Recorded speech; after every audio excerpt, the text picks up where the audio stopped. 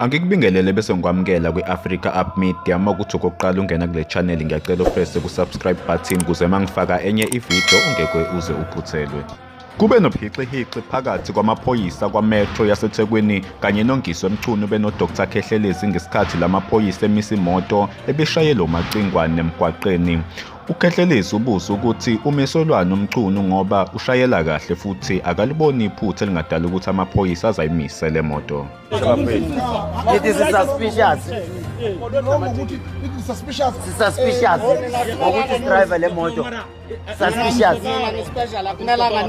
Hayi, senzeni. Silandela irobot kumiwa robotini. Yini wrong esiyenzile? Yini wrong? Mahlabela phambili sithole zithwa ngumongameli wakuleli umnumzane Jacob Zuma uzovulela uadvocate we-NPA icala uJudge Phili Dona namhlanje mphungundlovu. uZuma ongaphandle ngoshwele wokugula usola umshushisi ngokusabalalisa ulwazi oluyimfihlo ngokugula kwakhe kwabezindaba. Lolu lwazi lwanikezwe iNPA ngenyanga yedlule ngesikhathi ithimba labameli bakaZuma benza izethulo enkantolo ukuthi umsholozi ugula kakhulu ukuthi engeza enkantolo.